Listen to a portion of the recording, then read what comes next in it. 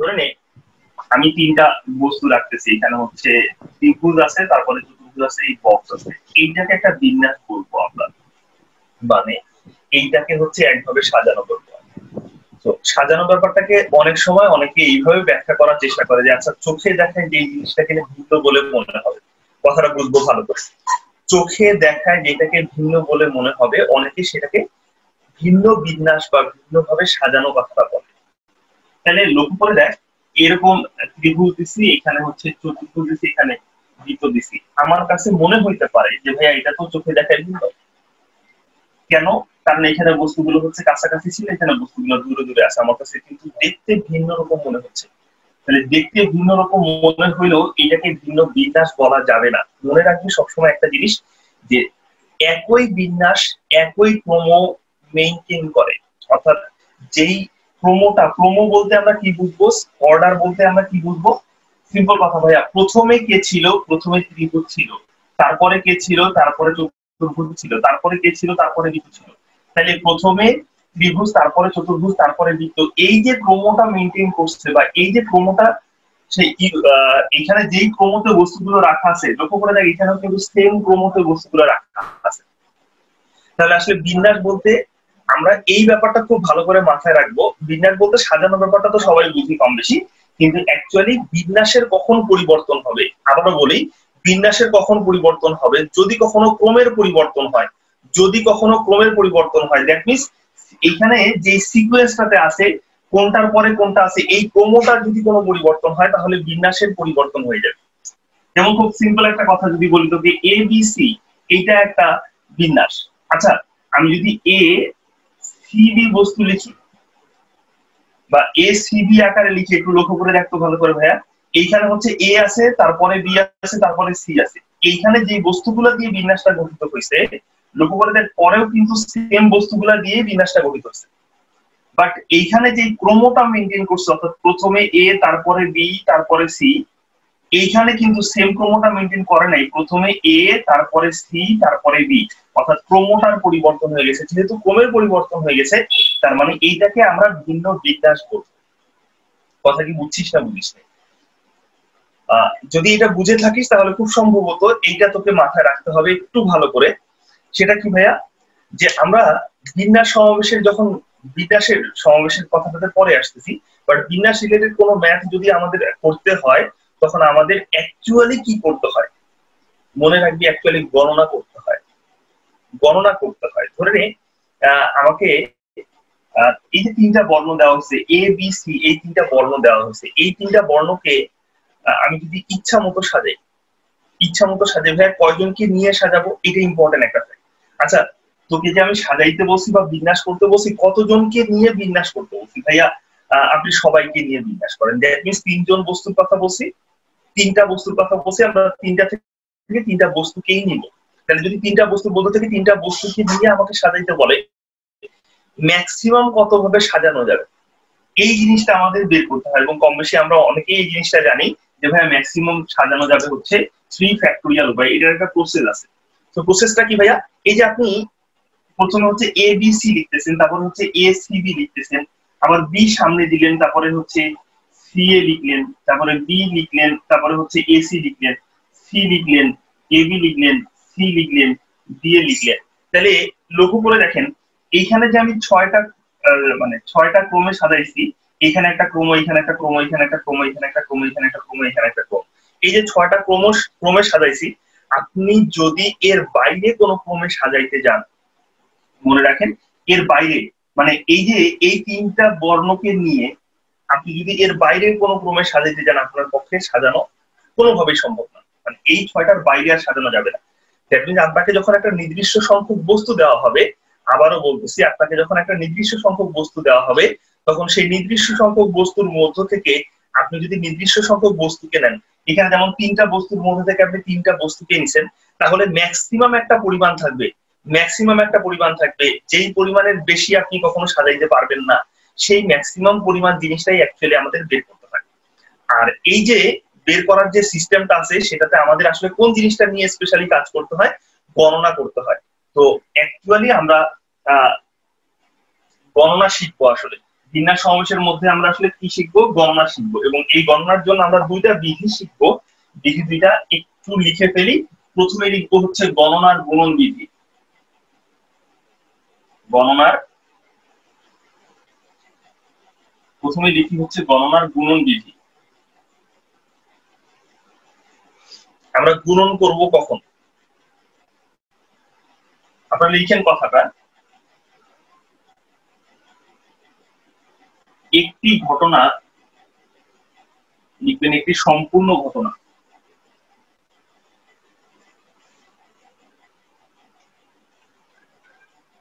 একটি সম্পূর্ণ ঘটনা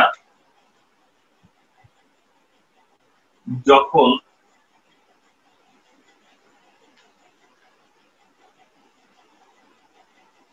কয়েকটি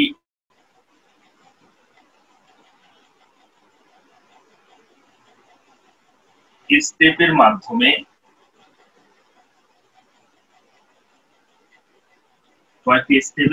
সম্পন্ন করা হবে,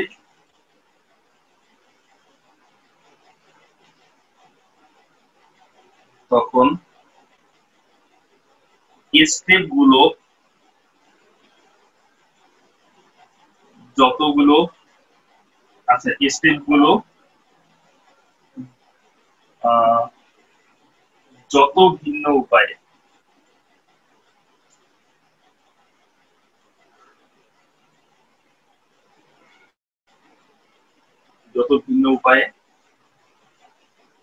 সম্পন্ন করা যাবে,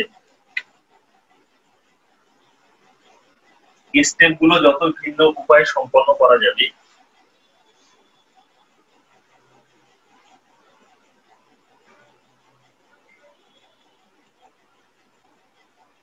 তাদেরকে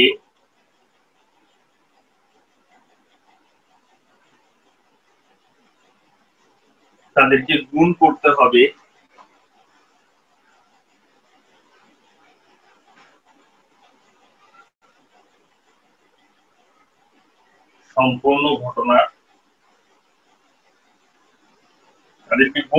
হবে সম্পূর্ণ ঘটনার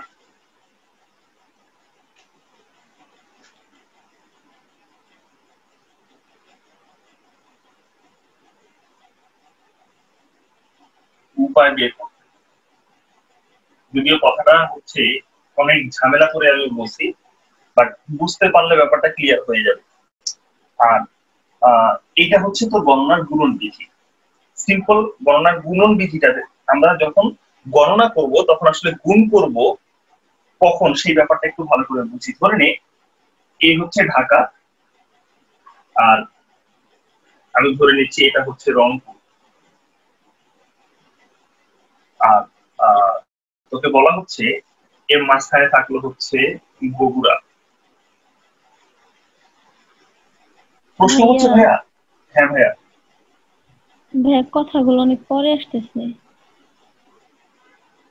এখন কি সেম সমস্যা? না ভাই, এখন শোনা যাইতেছে। আচ্ছা ঠিক আছে, এখন শুনুন। তাহলে আমরা কি বলছি, যে আমরা ঢাকা, বগুড়া এবং তারপরে রাখছি হচ্ছে রংপুর। আমরা ঢাকা থেকে হচ্ছে রংপুর যাওয়ার পথে হচ্ছে বগুড়া পড়বে। এখন আমি তোদেরকে বলছি যে ঢাকা থেকে বগুড়া যাওয়া যাবে কয়টা উপায় ভাইয়া? ঢাকা থেকে বগুড়া যাওয়া যাবে ধরে নিচ্ছি আমি তিনটা উপায়ে বা তিনটা রাস্তার মাধ্যমে। আর বগুড়া থেকে রংপুর যাইতে পারবেন আপনি চারটা রাস্তার মাধ্যমে। তো প্রশ্ন হচ্ছে ভাইয়া ঢাকা থেকে রংপুর পর্যন্ত সর্বমোট কত উপায়ে আপনি যাত্রা করতে পারেন? অ্যাকচুয়ালি এখানে রাস্তা আছে হচ্ছে তিনটা, এখানে রাস্তা হচ্ছে একটা, দুইটা, তিনটা, চারটা রাস্তা। টোটাল রাস্তা কয়টা হবে ভাইয়া? ভাইয়া ঢাকা থেকে রংপুর যাওয়া পর্যন্ত আপনার রাস্তা হবে টোটাল 7টা। মনে রাখবেন, সরি 7টা না 12টা হবে। এখানে 3টা আছে, এখানে 4টা আছে। এই 3-এর সাথে আপনি 4কে গুণ করে দিবেন। কেন গুণ করতেছে? সিম্পল কথা ভাইয়া, আপনি যদি ভিন্ন রাস্তার কথা চিন্তা করেন তাহলে এই রাস্তাগুলোর একটা নাম দেন, 1 দেন, 2 দেন, 3 তো দিয়ে দেওয়াই আছে। আমি পরে নিজে 3 লিখতেছি, 3, 4। আর একটু লক্ষ্য করে দেখি, এটাতে রাস্তার নাম দিলাম আমি এ, বি, এটা হচ্ছে সি, এটা হচ্ছে ডি। তাহলে দেখ 1A একটা রাস্তা, 1B একটা রাস্তা, 1C একটা রাস্তা, 1D একটা রাস্তা। আবার 2A একটা রাস্তা, 2B একটা রাস্তা, 2C একটা রাস্তা, 2D একটা রাস্তা। তো এইখান থেকে আমরা আসলে এটা বুঝতে পারছি যে 3 এর সাথে আমাদেরকে 4 কে গুণ করতে হবে। এখন এই জিনিসটা মনে রাখার একটা সহজ পদ্ধতি কিন্তু আমি এখানে লিখে রাখছি। একটা পূর্ণাঙ্গ ঘটনার বা একটা পূর্ণাঙ্গ ঘটনাকে যখন আপনি কয়েকটা স্টেপে সম্পন্ন করবেন, দেখেন আমাদের মূল ঘটনা কিন্তু ঢাকা থেকে বগুড়া যাওয়া। মূল ঘটনা কি? মূল ঘটনা হচ্ছে ঢাকা থেকে বগুড়া যাওয়া, সরি মূল ঘটনা হচ্ছে ঢাকা থেকে রংপুরে যাওয়া। সেই রংপুরে যাওয়া ঘটনাটাতে আমরা দুইটা স্টেপে ভাগ করছি, খেয়াল করে দেখ, ঢাকা থেকে বগুড়া যাওয়া একটা স্টেপ আর বগুড়া থেকে রংপুরে যাওয়া আরেকটা স্টেপ। আবারও বলতেছি, ঢাকা থেকে বগুড়া যাওয়া একটা স্টেপ, বগুড়া থেকে রংপুরে যাওয়া আরেকটা স্টেপ। তার মানে আপনি ঢাকা থেকে রংপুরে যাওয়া এই ঘটনাটাকে দুইটা স্টেপে চিন্তা করছেন। এখন প্রশ্ন হচ্ছে ভাইয়া, প্রথম স্টেপটাকে আপনি কত উপায়ে কমপ্লিট করতে পারেন? প্রথম স্টেপটাকে আপনি কমপ্লিট করতে পারেন 3টা উপায়ে, তারপরের স্টেপটাকে কমপ্লিট করতে পারেন আপনি 4 উপায়ে। যেহেতু এই যে ঢাকা থেকে রংপুর যাওয়ার টোটাল কত ভাবে যাওয়া যাবে, আমরা যেহেতু দুইটা স্টেপে কমপ্লিট করছি, তাই এই স্টেপ গুলা যত উপায় করা যাবে সেটাকে আমি গুণ করে দিলাম। কথা কি ক্লিয়ার?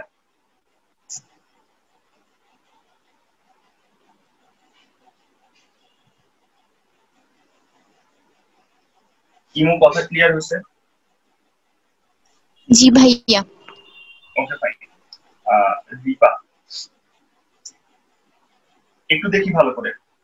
তাহলে সিম্পল কথা হচ্ছে ভাইয়া, যখন একটা কাজ, একটা পূর্ণাঙ্গ কাজকে আমরা কয়েকটা স্টেপে কমপ্লিট করব, তখন সেই স্টেপ গুলা যত উপায়ে সম্ভব বা যত উপায়ে সম্পন্ন করা যাবে, টোটাল ঘটনা বের করতে গেলে আমাদের সেই উপায়গুলা যেগুলো ছিল তাদেরকে আমরা গুণ করে দিই।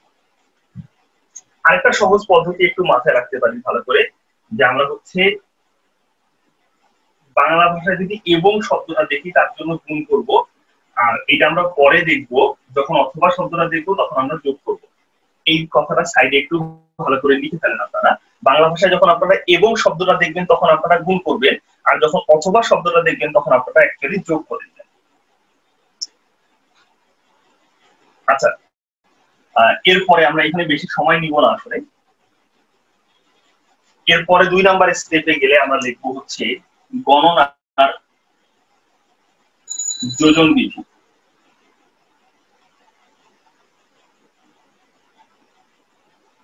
পরের স্টেপে লিখতেছি আমরা হচ্ছে গণনার যোজন বিধি। তো গণনার যোজন বিধিতে আমি আগে এক্সাম্পলটা দিয়ে দিই, বা এখানে আমি আসলে তেমন কোনো কিছু দেখাবো না, শুধু একটু বুঝাই দিব কথাটা আর কি, একটু ভালো করে যখন তোকে এরকমটা বলা হচ্ছে যে আচ্ছা ঢাকা থেকে আমি রংপুরে যাইতে পারি সড়ক পথে হচ্ছে 4 উপায়, এটা হচ্ছে সড়ক পথে। সড়ক পথে যাইতে পারেন আপনি 4 উপায়, আর ধরে নিচ্ছি আমি যে নৌপথে যাইতে পারি 3 উপায়। দেখ ভালো করে, নৌপথে যাইতে পারি আমি হচ্ছে 3 উপায়। তাহলে এইবার প্রশ্ন হচ্ছে ভাই, আপনি ঢাকা থেকে রংপুর পর্যন্ত এই ডাটাগুলোর সাথে কিন্তু এই যে নতুন যে ডাটা দিচ্ছি সেই ডাটার কোনো সম্পর্ক নাই, মাথায় রাখিস। এই ডাটাগুলোর সাথে নতুন যে ডাটা দেওয়া হয়েছে সেই ডাটাগুলোর কোনো সম্পর্ক নাই। এখন প্রশ্ন হচ্ছে ভাইয়া, ঢাকা থেকে আপনি রংপুরে যাবেন নৌপথে অথবা নৌপথে অথবা সড়ক পথে। তাহলে নৌপথে আমি যাইতে পারি হচ্ছে 3 উপায়ে, সড়ক পথে যাইতে পারি আমি 4 উপায়ে। তাহলে এটা দেখে বোঝা যাচ্ছে হয়তোবা যে ভাই এখানে টোটাল 7 উপায়ে যাওয়া যাবে। কেন? কারণ এইটা হচ্ছে একটা উপায়, এটা 2টা উপায়, এটা 3টা উপায়, আর এখানে হচ্ছে 4, 5, 6, 7। লক্ষ্য করে দেখ ভালো করে, এই যে উপায়টা আছে, এই যে একটা উপায় যেটা আমরা নৌপথের যে উপায়টা দেখতেছি, এইটার সাথে কিন্তু আসলে এই রাস্তাটার সাথে আসলে নতুন করে রাস্তা বের হওয়ার কোনো সুযোগ নাই। অর্থাৎ 1 নাম্বার রাস্তা বলি, 2 নাম্বার রাস্তা বলি, 3 নাম্বার রাস্তা বলি, প্রত্যেকটাই কিন্তু একটা পূর্ণাঙ্গ ঘটনা। লক্ষ্য করে দেখ, ঢাকা থেকে রংপুর পর্যন্ত এই রাস্তাটা কিন্তু ডিরেক্ট ঢাকা থেকে রংপুরে চলে গেছে। এই রাস্তাটা কিন্তু ডিরেক্ট ঢাকা থেকে রংপুরে চলে গেছে। তাহলে সিম্পল কথা হচ্ছে ভাইয়া, এখানে এই যে 3টা রাস্তা আপনারা দেখতেছেন, এই 3টা রাস্তা অ্যাকচুয়ালি পূর্ণাঙ্গ ঘটনা। তাহলে যখন পূর্ণাঙ্গ ঘটনা দিয়ে দেওয়া থাকবে, মনে রাখবেন যখন পূর্ণাঙ্গ ঘটনা দিয়ে দেওয়া থাকবে সেই ক্ষেত্রে আপনারা যোগ করবেন। তাহলে দেখেন ভালো করে, নৌপথে যখন ঘটতেছে অথবা বিমান পথে যখন ঘটতেছে, নৌপথে অথবা সড়ক পথে যখন ঘটতেছে, তখন নৌপথের যে ঘটনাগুলো আছে প্রত্যেকটাই পূর্ণাঙ্গ ঘটনা, সড়ক পথের যে ঘটনাগুলো আছে এগুলো প্রত্যেকটাই পূর্ণাঙ্গ ঘটনা। তাহলে যখন আমার স্টেপে না কমপ্লিট করে যখন আমি পূর্ণাঙ্গ ঘটনা বলবো, এইটাকে আলাদা ঘটনা বলছি, বাট এটা পূর্ণাঙ্গ ঘটনা, এইটাকে আলাদা ঘটনা বলতেছি, এটা পূর্ণাঙ্গ ঘটনা। যখন পূর্ণাঙ্গ ঘটনা থাকবে সেই ক্ষেত্রে কিন্তু আপনাদেরকে যোগ করতে হবে। কথা কি ক্লিয়ার? সো এইটা মাথায় রাখবো আমরা যে পূর্ণাঙ্গ ঘটনাগুলোকে আমরা যোগ করবো। এখন ঘটনা হচ্ছে ভাইয়া, আমরা এইটা কিভাবে বুঝবো যে এবং এর জন্য গুণ আর অথবার জন্য যোগ? বাংলা ভাষায় যখন আপনারা এই দুইটা শব্দ ব্যবহার করবেন, আপনি যখন ট্রানজেকশন করতেছেন, ট্রানজেকশনটা কিরকম? ধরে নেন আপনি যে এখানে দুইটা স্টেপে কমপ্লিট করছেন, সেই স্টেপ দুইটার মাঝে আপনি কোন শব্দটা ব্যবহার করতেছেন, এবং নাকি অথবা? যদি আপনি এবং শব্দটা ব্যবহার করেন তাহলে আপনি গুণ করবেন, আর যদি অথবা শব্দটা ব্যবহার করেন তখন আপনি যোগ করবেন। ব্যাপারটা কিরকম? আপনি ঢাকা থেকে বগুড়া যাবেন, আপনি ঢাকা থেকে বগুড়া যাবেন, যদি আমি কথাটা বলি অথবা বগুড়া থেকে রংপুরে যাবেন, আপনার কি ঢাকা থেকে রংপুরে যাওয়া হবে? যেটা বলতেছি, আমি যদি ঢাকা থেকে এই কথাটা বলি যে ঢাকা থেকে বগুড়া যাব অথবা বগুড়া থেকে রংপুরে যাব, তাহলে কিন্তু আমার ঢাকা থেকে রংপুরে যাওয়া হবে না, হয়তো আমি এইখান থেকে এখানে যাওয়ার পরে স্টপ হয়ে গেছে। তাহলে আমি যখন ঢাকা থেকে বগুড়া যাচ্ছি এবং আমাকে এখানে কথাটা কি বলতে হবে? এবং বলতে হবে। দেখ ভালো করে, ঢাকা থেকে বগুড়া যাব এবং বগুড়া থেকে রংপুরে যাব, যেহেতু আমি এবং শব্দটা ব্যবহার করলাম তাই জন্য আমি গুণ করব। আর লক্ষ্য করে দেখ, আমি এই ক্ষেত্রে দ্বিতীয় যে ক্ষেত্রটা ছিল সেই ক্ষেত্রে আসলে কি বলবো? ঢাকা থেকে সড়ক পথে যাব এবং বিমান পথে যাব, এটা কি বলা সম্ভব? বলা সম্ভব না। কেন? কারণ আপনি একজন মানুষ, একই সাথে আপনি সড়ক পথেও যাইতে পারবেন, বিমান পথে যাইতে পারবেন, এটা সম্ভব না। আপনি তো দুই রাস্তা দিয়ে একসাথে যাইতে পারেন না। তাহলে এই জন্যই এই ক্ষেত্রে আপনি অথবা ব্যবহার করবেন, হয় আপনি সড়ক পথে যাবেন, নয় আপনি নৌ পথে যাবেন। তাহলে যেহেতু আপনি অথবা শব্দটা ব্যবহার করলেন, এইখানে আপনি যোগ করবেন। আচ্ছা, এইখানে আমরা আসলে খুব বেশি সময় কাটাবো না, আমি মুছে দিচ্ছি। আশা করি বুঝতে পারছি সবাই। আপনারা প্রথমে লিখে ফেলেন এনপিআর এর যে সূত্রটা আছে, এই সূত্রটা লিখে ফেলেন। এন ফ্যাক্টোরিয়াল লিখার হচ্ছে এন মাইনাস আর ফ্যাক্টোরিয়াল। প্রথমে সূত্র লিখবেন, সূত্রের পাশে আসলে শর্ত লিখবেন। সূত্রের পাশে আসলে লিখবেন শর্ত। শর্ত নাম্বার 1, বস্তুগুলো ভিন্ন হতে হবে। আমি পরে বুঝে দিচ্ছি। 2 নম্বরে লিখবেন হচ্ছে পুনরাবৃত্তি হবে না।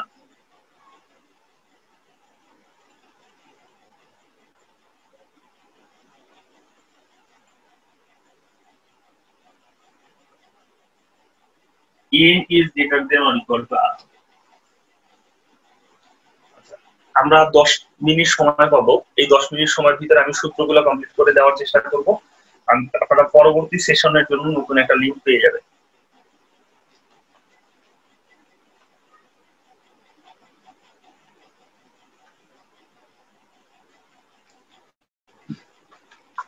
আচ্ছা, বিন্যাস সমাবেশের অঙ্ক করতে যে আমরা সবচেয়ে বেশি সমস্যায় পড়ি কোন জায়গায় জানেন? বিন্যাস সমাবেশের অঙ্ক করতে যে আপনি সবচেয়ে বেশি সমস্যায় পড়বেন কখন কোন সূত্র ব্যবহার করবেন এটা নিয়ে। এবং আমরা অনেকেই হয়তো বা এই জিনিসটা জানি না যে প্রত্যেকটা সূত্রের আসলে লিমিটেশন আছে। আপনি চাইলেই সব ক্ষেত্রে আসলে সব সূত্র ব্যবহার করতে পারবেন না। মনে রাখবেন, বিন্যাস সমাবেশের অঙ্কের সবচেয়ে গুরুত্বপূর্ণ ব্যাপারটা হচ্ছে সূত্র কিন্তু খুব বেশি নাই, 2টা সূত্র বা 3টা সূত্র, 4টা সূত্র, হাতে গোনা কয়েকটা সূত্র। তাহলে এই সূত্রগুলা জানার পাশাপাশি তার শর্তগুলা জানতে হবে যে আপনি কখন সেই সূত্রটা ব্যবহার করতে পারবেন আর কখন সেই সূত্রটা ব্যবহার করতে পারবেন না, এটা বেশি জরুরি। তাহলে লক্ষ্য করে দেখেন ভালো করে ভাইয়া, যে সূত্রটা দেওয়া হয়েছে এনপিআর, এটা হচ্ছে n factorial divide by n minus r factorial. এইটার যে শর্ত আছে, শর্তগুলো হচ্ছে বস্তুগুলো, প্রথম শর্তটাই হচ্ছে বস্তুগুলো ভিন্ন হইতে হবে। বস্তুগুলো ভিন্ন হইতে হবে।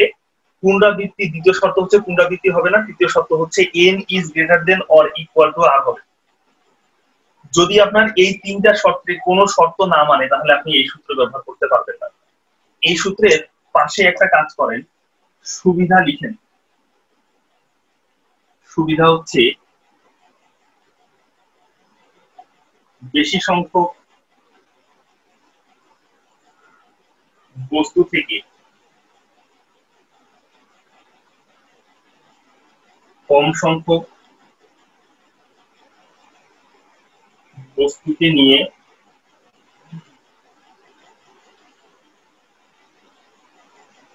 বিন্যাস করা যাবে। বেশি সংখ্যক বস্তু থেকে কম সংখ্যক বস্তুকে নিয়ে বিন্যাস করা যাবে। অসুবিধাটা কি?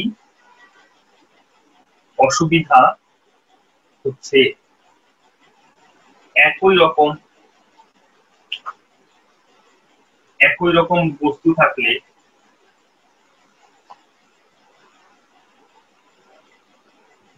বিন্যাস করা যাবে না। একটু লিখে ফেলেন।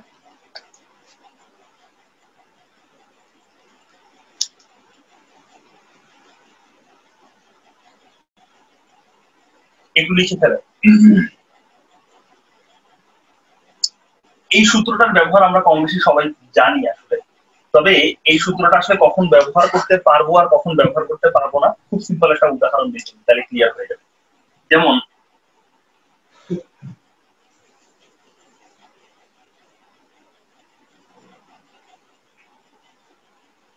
আচ্ছা, ডটার শব্দটা লিখছি আর কি, দেখেন একটু ভালো করে। এই ডটার শব্দটাতে টোটাল বর্ণের সংখ্যা আছে কয়টা? 1টা 2টা 3টা 4টা 5টা 6টা 7টা 8টা। তাহলে টোটাল ডটার শব্দটার মধ্যে টোটাল বর্ণের সংখ্যা হচ্ছে 8টা। আমি আপনাদেরকে বলছি যে ডটার শব্দটা থেকে 5টি বর্ণ নিয়ে কতভাবে বিন্যাস করা যাবে। খুব সিম্পলি আপনারা এটা লিখে ফেলতে পারেন, এটা হচ্ছে 8p5। তাহলে লক্ষ্য করে দেখেন, এইখানে যদি আপনার এনপিআর এর সূত্র ইউজ করতে হয়, বি কেয়ারফুল, এনপিআর এ যদি সূত্র ইউজ করতে হয় প্রত্যেকটা বস্তু আসলে ভিন্ন ভিন্ন হইতে হবে। যদি কোনো কারণে এখানে যে কথাটা লিখছি প্রথমে, যে একই রকম বস্তু থাকলে এই সূত্র ব্যবহার করা যাবে না, মানে এই সূত্রের একটা অসুবিধা হচ্ছে যে আপনি যদি একই রকম বস্তু দেখেন তখন আপনি এই সূত্র ব্যবহার করতে পারবেন না। এক্সাম্পল দেই, ধরে নেন আপনাকে দেওয়া হয়েছে ডিরেক্টর। তাহলে ভাই ডিরেক্টর শব্দটা থেকে আপনাকে যদি 5টা বর্ণ নিয়ে বিন্যাস করতে বলে, আবারও বলতেছি, ডিরেক্টর শব্দটার মধ্য থেকে যদি 5টা বর্ণকে নিয়ে বিন্যাস করতে বলে, আপনি 8p5 এইটা লিখতে পারবেন না। কেন লিখতে পারবেন না? কারণ ভাইয়া এইখানে 2টা আর আছে, যেহেতু একই রকম কিছু দেখা যাচ্ছে বা একই রকম বস্তু দেখা যাচ্ছে, তাহলে আপনি এই সূত্র ব্যবহার করতে পারবেন না। এই সূত্রের সুবিধাটা কি ভাইয়া? বেশি সংখ্যক বস্তু থেকে কম সংখ্যক বস্তু নিয়ে আপনি বিন্যাস করতে পারবেন। দ্যাট মিনস 8টা বস্তুর মধ্য থেকে 5টা নিতে বসে, আপনার 8টা বস্তুর মধ্য থেকে 7টা নিতে বসে, অর্থাৎ যতগুলো বস্তু আছে চাইলে আপনি তার থেকে কম সংখ্যক বস্তু নিয়ে বিন্যাস করতে পারবেন, এই সূত্রের সুবিধা। এখন এই সূত্রের মধ্যে আরেকটা জিনিস আপনাকে মাথায় রাখতে হবে, এখানে হচ্ছে পুনরাবৃত্তি হবে না। প্রশ্ন হচ্ছে ভাইয়া পুনরাবৃত্তি হবে না জিনিসটা কি? একই জিনিস আপনি একাধিকবার ব্যবহার করার সুযোগ পাবেন না।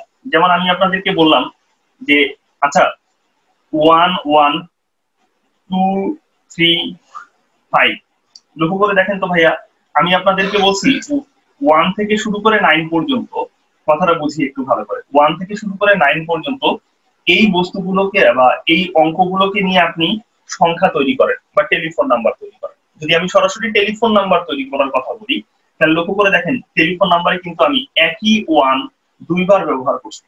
আপনি যখন একই জিনিসকে একাধিকবার ব্যবহার করার সুযোগ পাবেন, একই জিনিসকে একাধিকবার ব্যবহার করার সুযোগ পাবেন, এই জিনিসটাকে আপনারা বলবেন হচ্ছে পুনরাবৃত্তি।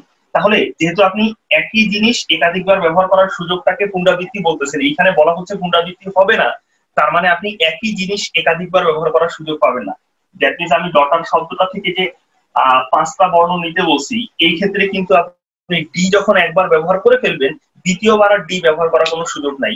যদি আমরা পুনরাবৃত্তি কেসে এই জিনিসগুলো নিয়ে আরো আলোচনা করবো, ডিটেইলস আলোচনা করবো। শুধু এতটুকু জিনিস আপনারা মাথায় রাখেন যে যখন আপনাকে বলা হচ্ছে পুনরাবৃত্তি হবে না, তার মানে হচ্ছে একই জিনিস আপনি একাধিকবার ব্যবহার করার সুযোগ পাবেন না, বা একই বস্তু একাধিকবার ব্যবহার করার সুযোগ আমরা পাবো না। বিষয়টা কি ক্লিয়ার হয়েছে? জি ভাইয়া। Okay fine. তাহলে ভাইয়া এই সূত্রটা লিখে ফেলছি, শর্ত লিখে ফেলছি, আপনারা একটা কাজ করেন, লিখবেন n factorial divide by p factorial q factorial r factorial. লিখেন n factorial divide by p factorial q factorial r factorial, এবং এইখানে শর্ত লিখবেন, এখানে শর্ত লিখবেন যতগুলো বস্তু থাকবে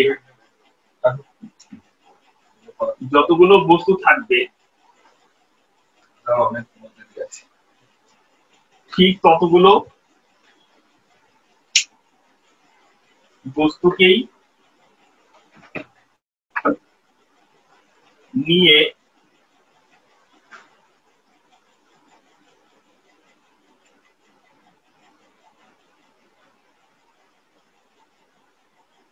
বিন্যাস করতে হবে। যতগুলো বস্তু থাকবে ঠিক ততগুলো বস্তুকে নিয়ে বিন্যাস করতে হবে। আর এটা প্রথমে আপনারা অসুবিধাটা লিখবেন। অসুবিধাটা হচ্ছে বেশি সংখ্যক বস্তু থেকে কম সংখ্যক বস্তুকে নিয়ে বিন্যাস করা যাবে না, এটা হচ্ছে অসুবিধা। আর এটার সুবিধা কি, একই রকম বস্তু থাকলে বিন্যাস করা যাবে, বা একই রকম বস্তু থাকলে এই সূত্র ব্যবহার করা যাবে। এই কথাটা লিখবেন হচ্ছে একই রকম বস্তু থাকলে এই সূত্র ব্যবহার করা যাবে। লিখেন, একই রকম বস্তু থাকলে এই সূত্র ব্যবহার করা যাবে।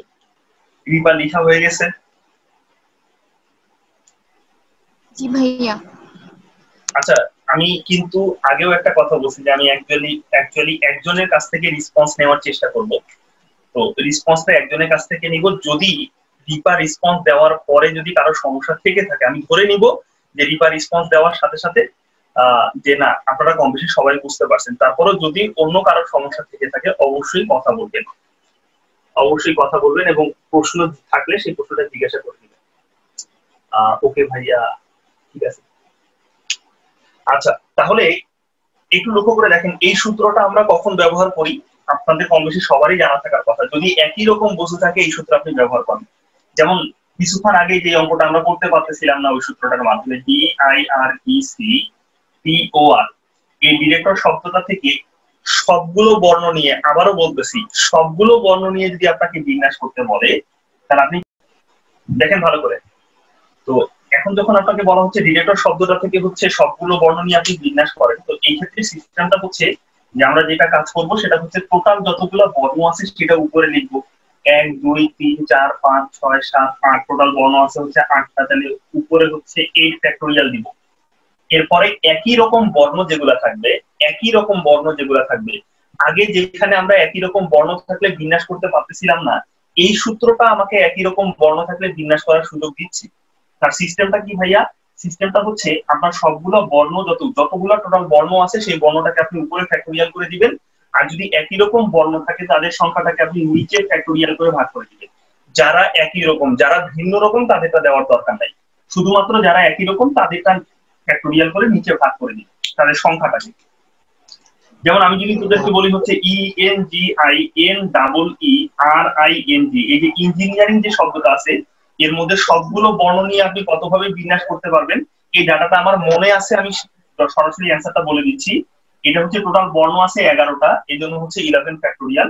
নিচে হচ্ছে 3টা, ই এর জন্য 3 ফ্যাক্টোরিয়াল হবে। এন কয়টা আছে? এন আছে 3টা, এটার জন্য 3 ফ্যাক্টোরিয়াল। ভাইয়া জি কয়টা আছে? জি আছে হচ্ছে 2টা, তার জন্য 2 ফ্যাক্টোরিয়াল। আবার লক্ষ্য করে দেখেন 2টা আই থাকার কারণে এইখানে দিবেন আপনি আবার 2 ফ্যাক্টোরিয়াল। একটা আর আছে, সেটা নিয়ে টেনশনের কিছু নাই। যারা একই রকম তাদেরকে আমরা ফ্যাক্টোরিয়াল দিয়ে ভাগ করে দিলাম। এইখানে আমরা একটা স্পেশাল সুবিধা পাচ্ছি যে ভাইয়া একই রকম বর্ণ থাকলে আপনি এই সূত্রের মাধ্যমে অঙ্কগুলো করতে পারবেন। কিন্তু ঝামেলাটা কোথায়? ঝামেলাটা তখনই হবে যে আপনার যদি বেশি সংখ্যক বস্তু থেকে কম সংখ্যক বস্তু নিতে বলে। বেশি সংখ্যক বস্তু থেকে কম সংখ্যক বস্তু বলতে যে এখানে টোটাল বর্ণ আছে কয়টা? 11টা। এই 11টার মধ্যে থেকে আপনাকে যদি 5টা নিয়ে বিন্যাস করতে বলে তখনই আপনি ঝামেলা করবেন। মানে এই সূত্রটা আপনার ব্যবহার করতে হলে অবশ্যই যতগুলো বস্তু আছে আপনাকে ঠিক ততগুলো বস্তুকে নিয়েই কাজ করতে হবে। আপনাকে যদি তার থেকে কম সংখ্যক বস্তু নিয়ে কাজ করতে বলে তখন আর এই সূত্র ব্যবহার করা যাবে না। ব্যাপারটা কি ক্লিয়ার হয়েছে?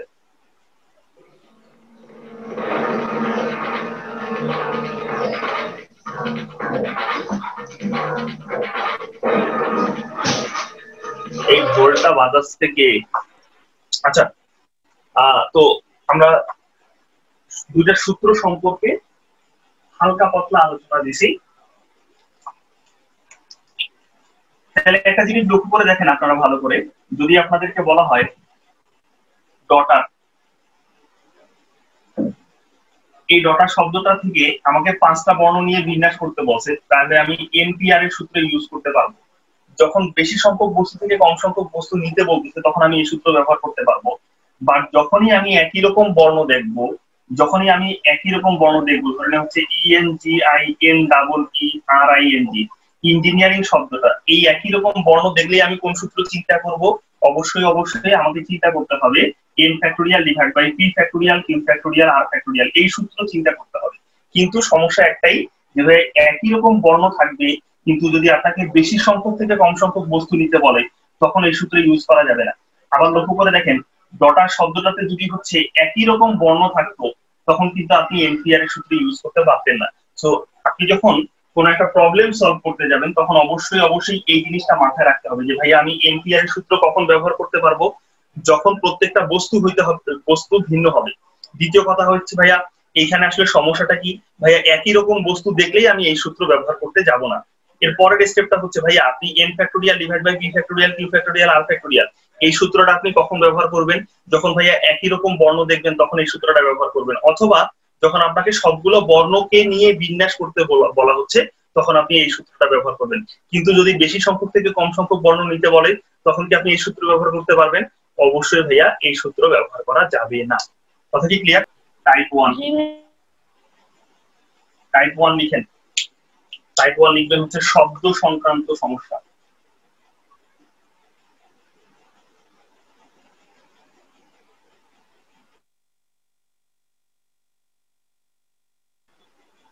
এক্সাম্পল লিখেন। এক নম্বরে লিখবেন ডটার, 2 নম্বরে লিখবেন ডিরেক্টর, 3 নম্বরে লিখবেন ইঞ্জিনিয়ারিং,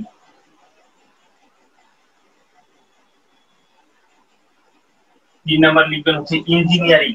বানানটা ঠিকই আছে, বাট একটু ছোট করে লিখা হয়ে গেছে, আমি একটু ভালো করে লিখি। ENGINEERING, এই ইঞ্জিনিয়ারিং সহ আমি টোটাল 3টা শব্দ দিলাম, ডটার, ডিরেক্টর, ইঞ্জিনিয়ারিং। তো আপনার যেই প্রশ্নটাই আমি দেই না কেন, সেই প্রশ্নটা আমরা আসলে 3টা ওয়ার্ডের মাধ্যমে সলভ করব। লিখে ফেলেন প্রশ্নটাতে যে শব্দগুলো থেকে সবগুলো বর্ণ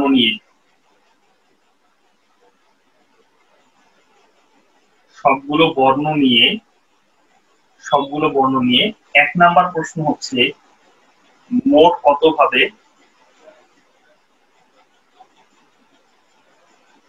বিন্যাস করা যাবে।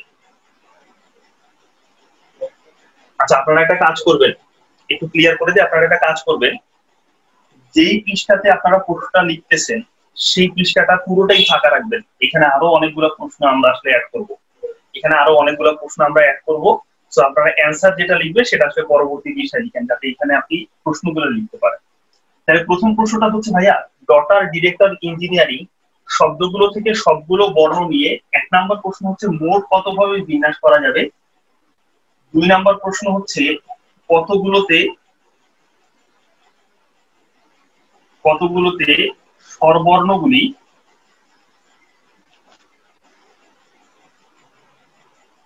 একত্রে থাকবে। 3 নাম্বার হচ্ছে কতগুলোতে, আমি ডট ডট দিয়ে লিখতেছি, কতগুলোতে স্বরবর্ণগুলি একত্রে থাকবে না। এই 3টা প্রশ্ন আগে লিখেন আপনারা, আমরা পরের প্রশ্নগুলো পরে লিখবো, বাট এই 3টা প্রশ্ন আগে সলভ করে আসি আমরা। লিখেন মোট কতভাবে বিন্যাস করা যাবে, দ্বিতীয় হচ্ছে কতগুলোতে স্বরবর্ণগুলি একত্রে থাকবে, আর 3 নাম্বার হচ্ছে কতগুলোতে স্বরবর্ণগুলি একত্রে থাকবে না। শব্দগুলো থেকে সবগুলো বর্ণ নিয়ে কতভাবে বিন্যাস করা যাবে যেখানে স্বরবর্ণগুলি একত্রে থাকবে। প্রশ্নটা হবে এরকম। কিন্তু যেহেতু আপনাদের প্রশ্ন সম্পর্কে ভালো ধারণা আছে বা এই অধ্যায়টা অলরেডি আপনারা করে আসছেন, তো প্রশ্নটা আসলে কি বুঝাইতে চাইছে এটা আশা করি আপনাদের বুঝতে পারার কথা। তো যার কারণে এখানে প্রশ্নের ভাষাগত সমস্যাটা আমি ধরতে যাচ্ছি না।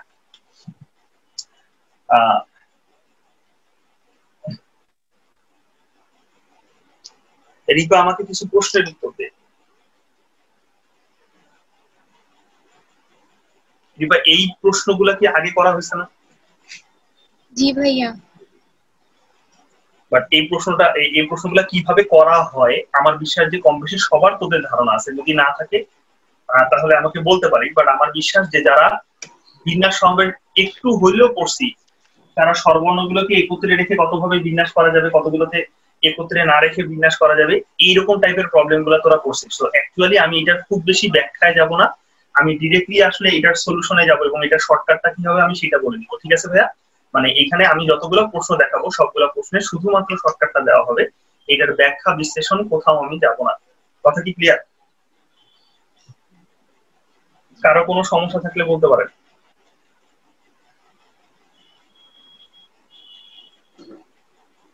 আশা করি কারো কোনো সমস্যা নাই। আচ্ছা, তাহলে আমি মুছে দিচ্ছি প্রশ্নগুলো। আচ্ছা, না থাক, মুছার দরকার নেই, না মুছতে করবে, নিচে জায়গাটা আমরা সলভ করে ফেলতে পারবো। তাহলে আমরা প্রথম প্রশ্নটা সলভ করতে যাচ্ছি, মোট কতভাবে বিন্যাস করা যাবে।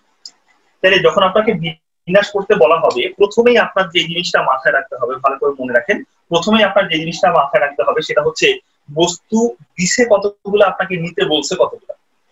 বস্তু কিন্তু সবগুলোকে নিতে বলছে, তাহলে সবগুলোকে নিতে বললে ভাইয়া কোন সূত্র ব্যবহার করবেন? আপনি প্রথম সূত্র ব্যবহার করতে পারেন, আপনি চাইলে দ্বিতীয় সূত্র ব্যবহার করতে পারেন, কিন্তু সবগুলোকে নিতে বললে আপনার দ্বিতীয় সূত্র ব্যবহার করাই শ্রেয়। যদি একই রকম বর্ণ থাকে তাহলে আপনি নিচে ফ্যাক্টোরিয়াল করে ভাগ করে দিবেন, আর যদি একই রকম বর্ণ না থাকে তাহলে ফ্যাক্টোরিয়াল করে ভাগ করে দিবেন না। মানে কোনোভাবে এটা চিন্তা করার দরকার নাই যে যেহেতু আপনার হচ্ছে n factorial divide by p factorial q factorial r factorial, তার মানে মনে হয় সব বর্ণ একই রকম থাকতেই হবে, বর্ণ একই রকম না থাকলে হয়তোবা আপনি ওই সূত্র ব্যবহার করতে পারবেন না। এই চিন্তাটা করার দরকার নাই, আপনারা শুধু মাথায় রাখবেন যে ভাইয়া দ্বিতীয় সূত্রটা আপনি তখনই ব্যবহার করতে পারবেন যখন সবগুলো বর্ণ নিয়ে আপনাকে বিন্যাস করতে বলা হচ্ছে, এবং আপনার এইখানে যদি একই রকম বর্ণ থাকে তাহলে আমি ফ্যাক্টোরিয়াল করে ভাগ করে দিব, বা একই রকম বর্ণ না থাকলে ফ্যাক্টোরিয়াল করে ভাগ করে দেওয়ার দরকার নেই। তাহলে লক্ষ্য করে দেখেন, আমরা প্রথম যে কাজটা করব সেটা হচ্ছে এই যে ডটারের ভিতরে কি কি আছে না আছে সেসব জিনিসপত্র আসলে বের করে নেওয়ার চেষ্টা করবো। DAUGHTER ডটারের মধ্যে টোটাল বর্ণের সংখ্যা ভাইয়া 8টা, 1 2 3 4 5 6 7 8, 8টা বর্ণ আছে। তাহলে মোট বর্ণের সংখ্যা হচ্ছে 8টি। এর মধ্যে একই রকম দেখতে কেউ নাই, বাট যেহেতু আমাদের হচ্ছে স্বরবর্ণ নিয়ে কাজ করতে হবে, তো স্বরবর্ণ টোটাল কতগুলো আছে আমরা সেটা বের করে নেই। 3টি আছে স্বরবর্ণ। স্বরবর্ণ কয়টা? 3টা আছে, সেটা কি কি? A U E, এই 3টা স্বরবর্ণ। তারপরে লক্ষ্য করে দেখেন 2 নাম্বার প্রশ্ন হচ্ছে ডিরেক্টর, সো DIRECTOR, এই ডিরেক্টর শব্দটার টোটাল বর্ণের সংখ্যা কয়টা? 1 2 3 4 5 6 7 8টা। তাহলে এই হচ্ছে আমার টোটাল বর্ণের সংখ্যা হচ্ছে 8টি। এর মধ্যে একই রকম বর্ণ আছে, অবশ্যই দেখা যাচ্ছে যে 2টা আর আছে, তাহলে এই আর এর জন্য আমরা লিখলাম 2টা আর। আর হচ্ছে স্বরবর্ণ কয়টা আছে ভাইয়া? স্বরবর্ণ দেখা যাচ্ছে এখানে 3টা, IEO, তাহলে স্বরবর্ণ 3টা হচ্ছে IEO, এই যে 3টা স্বরবর্ণ। আচ্ছা, ইঞ্জিনিয়ারিংটা আমরা একটু লিখে ফেলার চেষ্টা করি। এই ইঞ্জিনিয়ারিংটা লিখার সময় যদি আপনারা এই জিনিসটা প্র্যাকটিসে রাখতে পারেন তাহলে আপনাদের পরবর্তীতে আসলে লিখতে যে সুবিধা হবে। দেখেন ভালো করে, আপনি যে ইঞ্জিনিয়ারিং শব্দটা দেখতেছেন, তো এটা লেখার সময় এইভাবে লেখার চেষ্টা করবেন, ENGI। এন যখন পরবর্তীতে আসছে, যদি আমি আগে এন লিখে থাকি তাহলে এন এর নিচে এন বসাবো। N double E R I N G. যদি আপনি এইভাবে লিখতে পারেন, লেখার সিস্টেমটা কি ভাইয়া? আপনি লেখা শুরু থেকে লিখতে লিখতে যদি একই রকম বর্ণ দেখেন, আবারও বলতেছি, যদি একই রকম বর্ণ দেখেন তাহলে অবশ্যই আপনি যেই বর্ণটা লিখছেন একই রকম, যেই বর্ণটা লিখছেন আগে তার নিচে লিখবেন, যেই বর্ণটা লিখছেন তার নিচে লিখবেন। অর্থাৎ যেটা শব্দটা দেওয়া আছে, আপনি স্পেলিং যখন করতেছেন সহজ কথা এটা ধীরে ধীরে উচ্চারণ করবেন, এবং আপনি যদি একই আগে এরকম কোনো বর্ণ লিখে থাকেন তাহলে তার নিচে লিখবেন। তাহলে যেটা হবে যে আপনার এইখান থেকে আসলে কতগুলো বর্ণ আছে এবং কতগুলো বর্ণ একই রকম এটা খুব সহজেই বের হয়ে যাবে। দেখেন ভালো করে, এখানে টোটাল বর্ণ আছে 3 3 6 আর 4 10 আর এখানে 11টা। তাহলে টোটাল বর্ণ কয়টা ভাইয়া? টোটাল বর্ণ হচ্ছে 11টি। এর মধ্যে একই রকম বর্ণ দেখতে কারা কারা ভাইয়া? 3টা ই আছে। তারপরে দেখেন এন আছে কয়টা? 3টা আছে। জি আছে কয়টা? জি আছে ভাইয়া 2টা। আই আছে কয়টা? আই আছে 2টা। আর স্বরবর্ণ আছে কয়টা? স্বরবর্ণ আছে টোটাল হচ্ছে 5টা। কি কি? 3টা ই আছে, 3টা ই আছে আর 2টা আই আছে। আশা করি বুঝতে পারার কথা। এখন আমরা সরাসরি প্রশ্ন সলভে যাব। আমি মুছে দিচ্ছি এই অংশটি। আচ্ছা, তাহলে কি বলছি, যেহেতু কথা ছিল হচ্ছে আমরা দ্বিতীয় সূত্র ব্যবহার করব এবং আমার মোট বিন্যাসটা বের করার ক্ষেত্রে এখানে কি একই রকম বর্ণ আছে ভাইয়া? এখানে একই রকম বর্ণ নাই। তাহলে 1 নাম্বার প্রশ্নটার অ্যান্সার হচ্ছে ডিরেক্টলি 8 ফ্যাক্টোরিয়াল। 1 নাম্বার প্রশ্নের অ্যান্সার হচ্ছে 8 ফ্যাক্টোরিয়াল। আচ্ছা, 1 নাম্বারের এই যে ডিরেক্টরের যে প্রশ্নটা আছে সেটার অ্যান্সার কত হবে ভাইয়া? 8 ফ্যাক্টোরিয়াল ডিভাইড বাই 2 ফ্যাক্টোরিয়াল। কেন 8 factorial divide by 2 factorial? Total বর্ণের সংখ্যা হচ্ছে 8টা ভাইয়া, দুইটা দেখতে একই রকম, এই জন্য 8 factorial divide by 2 factorial. Engineering এর ক্ষেত্রে অ্যান্সারটা কি হবে আমি আগেই লিখে দিছি, এটা হচ্ছে 3 3 2 2। দেখেন ভালো করে, টোটাল বর্ণের সংখ্যা 11টা, এর মধ্যে একই রকম যারা যারা আছে তাদেরকে নিচে ফ্যাক্টোরিয়াল করে ভাগ করে দিছি।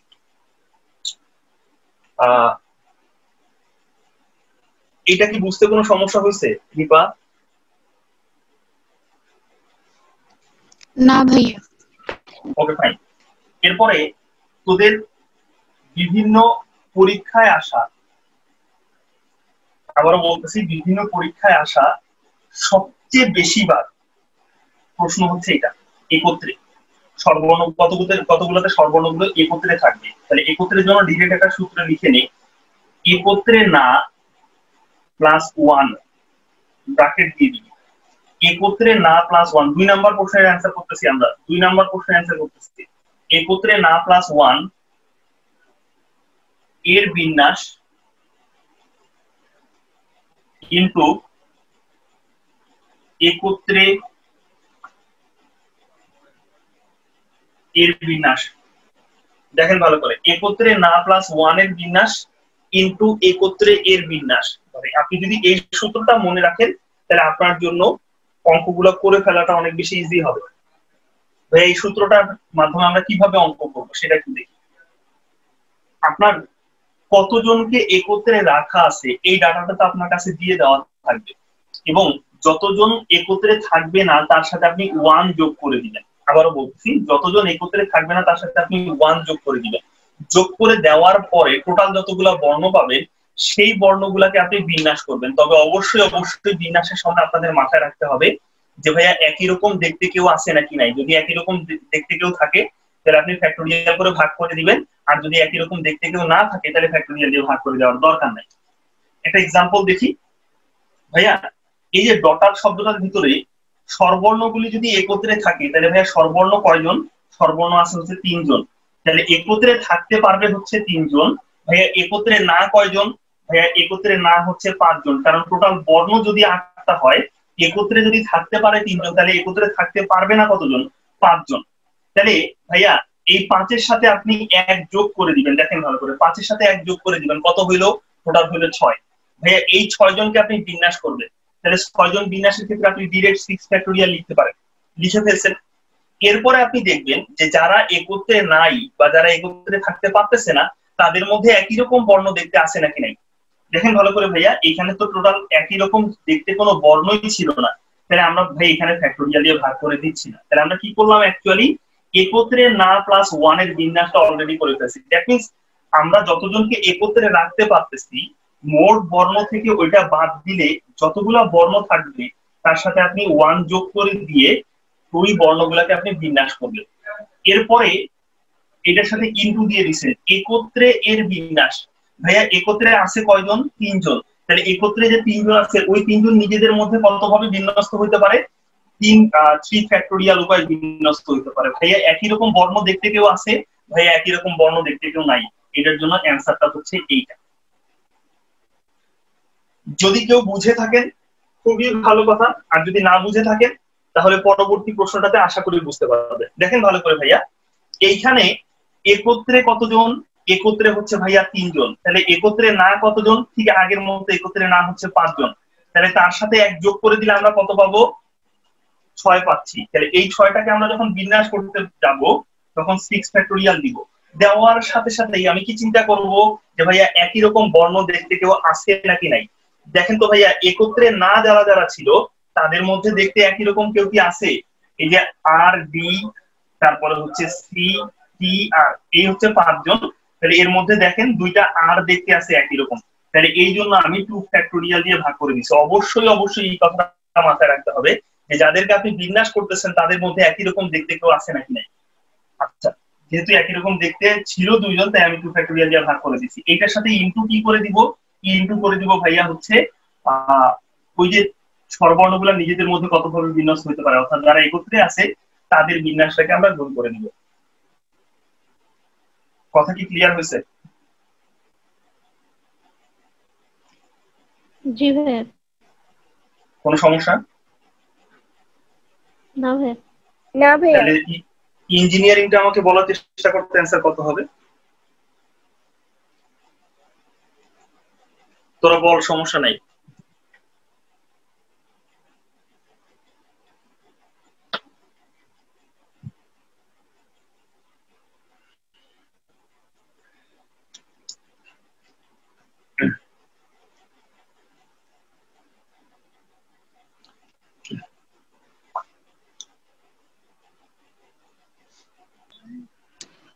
যে 6 ফ্যাক্টোরিয়াল ভাগ 2 ফ্যাক্টোরিয়াল 3 ফ্যাক্টোরিয়াল ইনটু 5 ফ্যাক্টোরিয়াল ভাগ 3 ফ্যাক্টোরিয়াল 2 ফ্যাক্টোরিয়াল।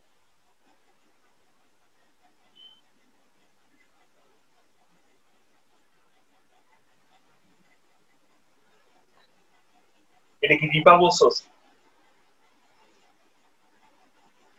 জি ভাইয়া। হয় নাই।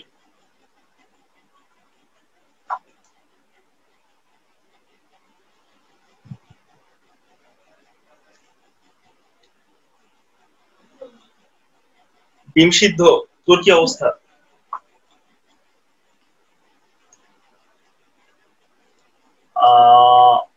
হ্যাঁ, একজন ওটা লিখছে। 6 না 7 হবে 7। হ্যাঁ 7, এই রিতা লিখছিস। রিতা ঠিক আছে, রিতা ঠিক আছে। হ্যাঁ, তো যেটা দেখতেছিলাম এটা মনে রাখেন, আপনি একত্রে রিলেটেড যতগুলো প্রশ্ন আছে সবগুলা প্রশ্ন এই সূত্রটার মাধ্যমে আপনি সলভ করে ফেলতে পারবেন। দেখেন ভালো করে, আমি টোটাল বর্ণ দেখতেছি হচ্ছে 11টা। এই 11টার মধ্যে একত্রে থাকতে পারবে কতজন ভাইয়া? একত্রে থাকতে পারবে 5 জন। তাহলে একত্রে না কতজন? একত্রে না হচ্ছে 6 জন। দেখেন ভালো করে, এই 6 জনের সাথে আমি 1 যোগ করব, হয়ে গেছে 7। তাহলে প্রথমে যে কাজটা করব 7 ফ্যাক্টোরিয়াল। তারপরে দেখবো ভাইয়া ওই 7 জনের মধ্যে একই রকম দেখতে কেউ আছে নাকি নাই। অবশ্যই আছে, যার মধ্যে 3টা এন আছে আর 2টা জি আছে, যার জন্য আমরা কি করব 3 ফ্যাক্টোরিয়াল ইনটু 2 ফ্যাক্টোরিয়াল করে দিব। এইটার সাথে দেখেন ইনটু ভাইয়া স্বরবর্ণগুলা নিজেদের মধ্যে কতভাবে বিন্যস্ত হতে পারবে? যেহেতু টোটাল স্বরবর্ণ আছে 5টা, এর মধ্যে 3টা দেখতে একই রকম, 2টা দেখতে একই রকম। কথা কি ক্লিয়ার? আশা করি ক্লিয়ার হয়ে গেছে। আমি মুছে দিচ্ছি।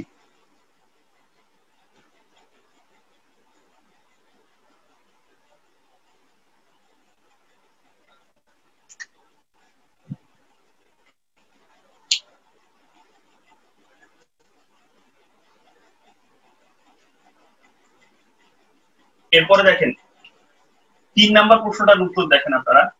আপনাকে যখন বলা হবে একত্রে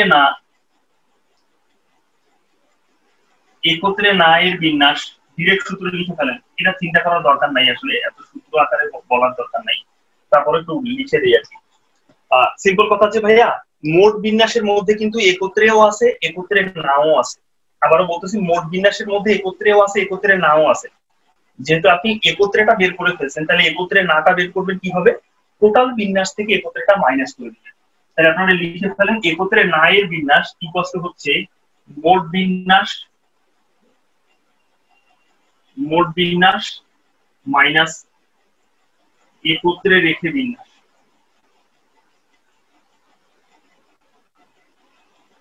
লিখে ফেলেন মোট বিন্যাস মাইনাস একত্রে রেখে বিন্যাস।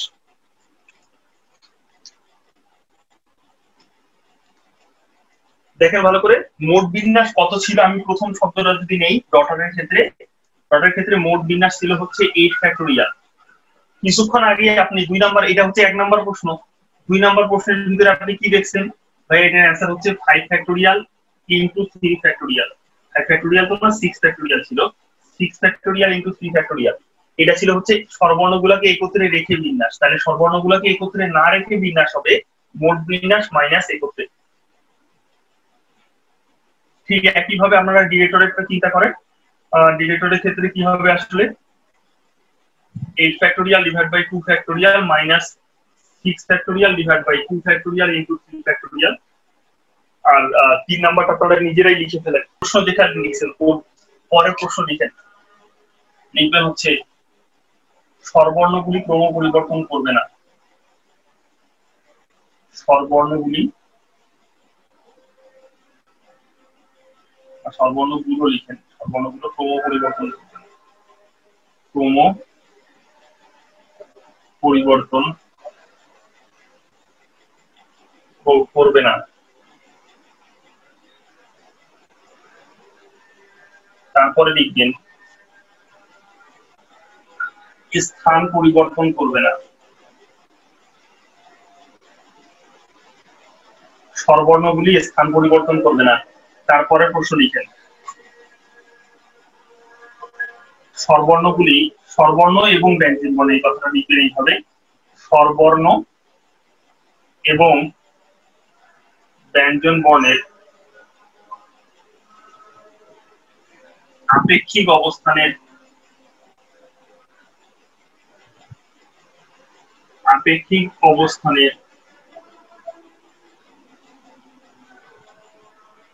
পরিবর্তন হবে না। এটা স্বরবর্ণ এবং ব্যঞ্জন বর্ণের আপেক্ষিক অবস্থানের পরিবর্তন হবে না।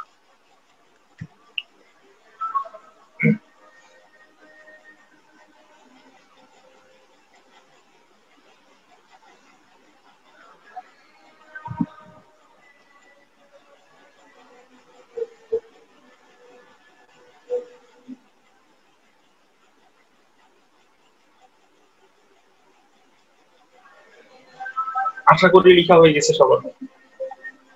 রিপা লেখা হয়েছে? জি ভাইয়া। ওকে, আমি মুছে দিচ্ছি। তাহলে প্রশ্ন 3টা দেখতেছি আমরা, যে স্বরবর্ণগুলি ক্রম পরিবর্তন করবে না, তারপরে হচ্ছে স্থান পরিবর্তন করবে না, তারপরে হচ্ছে স্বরবর্ণ এবং ব্যঞ্জন বর্ণের আপেক্ষিক অবস্থানে পরিবর্তন করবে না। তো ডিরেক্ট আপনারা এই কথাটা লিখে ফেলেন। লিখবেন হচ্ছে ক্রম পরিবর্তন না করার ক্ষেত্রে, না সরাসরি এইভাবে লিখবেন, এটা কেটে যান। লিখবেন যারা ক্রম পরিবর্তন করবে না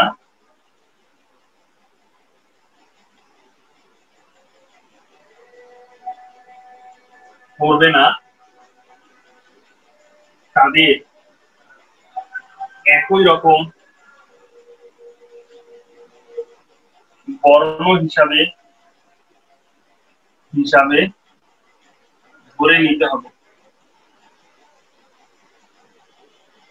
যারা ক্রম পরিবর্তন করবে না তাদের একই রকম বর্ণ হিসাবে ধরে নিতে হবে। আমরা আর 10 মিনিট সময় পাবো এই সেশনের। পরবর্তী সেশনের জন্য আমি আবার লিংক পাঠাবো। আচ্ছা, যে কথাটা লিখছি সেটা আপনারা একটু খাতায় ভালো করে লিখে ফেলেন, যে যারা ক্রম পরিবর্তন করবে না তাদের একই রকম বর্ণ হিসাবে ধরে নিতে হবে।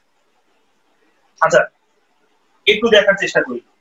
DAUGHTER, এই যে ডটার শব্দটা আছে, এই ডটার শব্দটাতে যেহেতু বলেই দেওয়া আছে স্বরবর্ণগুলি ক্রম পরিবর্তন করবে না, তাহলে ভাইয়া স্বরবর্ণগুলি ক্রম পরিবর্তন না করলে যে স্বরবর্ণ 3টা আছে, এই স্বরবর্ণ 3টা ক্রম পরিবর্তন করতেছে না, তাহলে তাদেরকে আমরা একই রকম বর্ণ হিসাবে ধরে নেব। দ্যাট মিনস ওই 3জন একই হয়ে যাবে না, চেহারাটা একই হবে। দ্যাট মিনস ধরে নে এইরকম টাইপের একটা চেহারা হয়েছে, এটার চেহারাও এরকম হয়েছে, এটার চেহারাও এরকম হয়েছে, মানে ওই 3টা চেহারাই একেবারে নতুন একটা আকার দিবে, বাট ওই 3জনের চেহারা অ্যাকচুয়ালি সেম হবে। তাহলে ভাই একই রকম বর্ণ ধরে নেওয়ার পরে আপনারা কি করবেন? একই রকম বর্ণ ধরে নেওয়ার পরে এই যে এখন যেই অবস্থা আছে, এখন তারা যেই অবস্থায় আছে সেই অবস্থায় তাদেরকে বিনাশ করতে হবে। আবারও বলতেছি, একই রকম বর্ণ ধরে নেওয়ার পরে বর্তমানে তাদের অবস্থা যা, সেই অবস্থায় আপনাকে বিনাশ করতে হবে। ভাইয়া তাহলে আপনি এখন কি দেখতেছেন? এখন দেখতেছেন টোটাল বর্ণ আছে 8টা, এর মধ্যে 3টার চেহারা দেখতে একই রকম। তাহলে এটার অ্যান্সার কি হবে ভাইয়া? এটার অ্যান্সার হবে 8 ফ্যাক্টোরিয়াল ডিভাইড বাই 3 ফ্যাক্টোরিয়াল। তাহলে কি বুঝলাম আমরা? যে যারা ক্রম পরিবর্তন করবে না তাদের একই রকম বর্ণ আমরা ধরে নিব, ধরে নেওয়ার পরে একেবারে সম্পূর্ণ নতুন একটা একই রকম বর্ণ ধরে নিব, নেওয়ার পরে তাদেরকে আমরা বিন্যাস করব। তাদেরকে বিন্যাস করবো বলতে হচ্ছে ওই যে টোটাল শব্দটার যেই অবস্থা আছে সেই অবস্থায় আমরা বিন্যাস করবো। আচ্ছা, পরের এক্সাম্পলটা দেখলে আর একটু ক্লিয়ার হয়ে যাবে। দেখেন ভালো করে, আমি যে ডিরেক্টর বলতেছি, DIRECTOR, ডিরেক্টর যখন বলতেছি তখন ভাইয়া এই যে I, E আর ও তিনজন এইরকম একটা চেহারা দিতেছে, এই যে একটা চেহারা দিতেছে, জানি না আসলে কি চেহারা দিবে, বাট তিনজনের চেহারা আসলে সেম হবে। তো যখন আপনি এদেরকে বিন্যাস করতে যাচ্ছেন বা এইবার আপনি ডিরেক্টর এই যে অবস্থার পরিণত হয়েছে সেই অবস্থায় যদি বিন্যাস করতে চান তাহলে অবশ্যই 8 ফ্যাক্টোরিয়াল ডিভাইডেড বাই একই রকম দেখতে তিনটা বর্ণ আছে তার জন্য 3 ফ্যাক্টোরিয়াল। আর অবশ্যই অবশ্যই মাথায় রাখতে হবে ভাইয়া এখানে কিন্তু দুইটা আর আছে, মানে ওই তিনটার জন্য 3 ফ্যাক্টোরিয়াল, এর বাইরে কেউ আছে কিনা, এর বাইরে অবশ্যই আছে, দুইটা আর আছে তার জন্য হচ্ছে 2 ফ্যাক্টোরিয়াল। কথা কি বুঝছি না বুঝি নাই?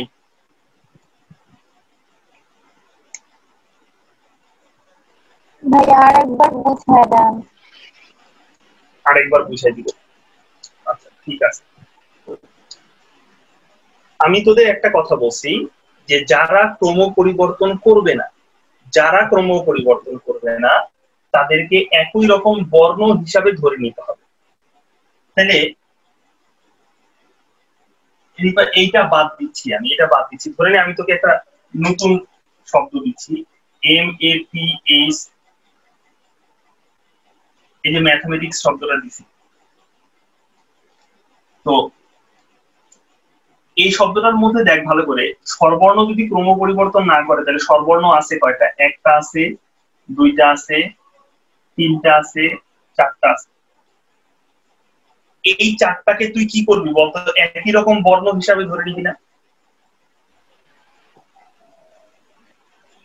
এই দেখ ভালো করে ধরে নে, এইটা একটা বর্ণ হয়েছে, এইটা একটা বর্ণ হয়েছে, এইটা একটা বর্ণ হয়েছে, আর এটা একটা বর্ণ হয়েছে। দেখ ভালো করে, একেবারে নতুন চেহারার বর্ণ পাওয়া গেছে। পাওয়া যাওয়ার পরে এই টোটাল শব্দটার বর্তমান যে অবস্থা আছে, এখন তার যে অবস্থা আছে সেই অবস্থায় তাকে বিন্যাস করতে হবে।